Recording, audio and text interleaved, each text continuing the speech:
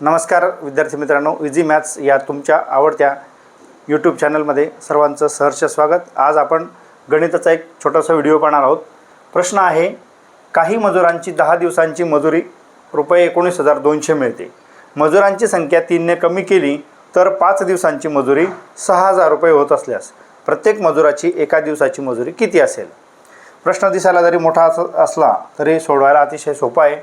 बघूया आपण काय काय दिलेलं आहे, त्याच्या पद्धतीने आपण उत्तराकडे जाऊया।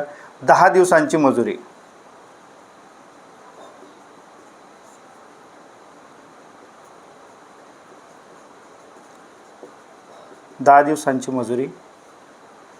₹19,200 म्हणजेच त्या मजुरांची एक दिवसाची मजुरी ₹1,920 येईल। ही आपल्याला मिळालेली माहिती आहे। आता मजुरांची संख्या 3 ने कमी केली। समजून घेऊ की सुरुवातीला x मजूर होते,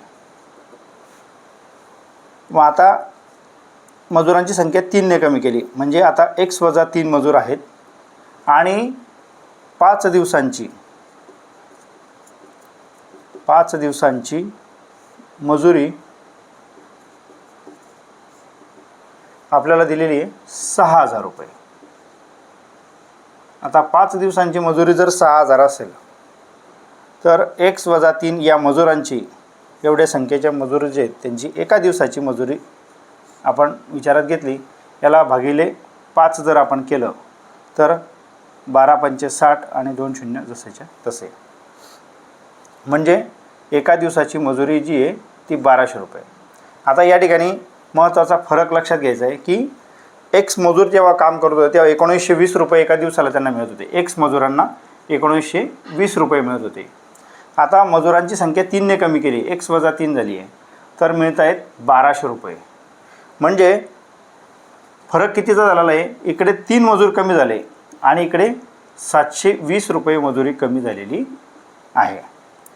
याचाच अर्थ काय की एका मजुरी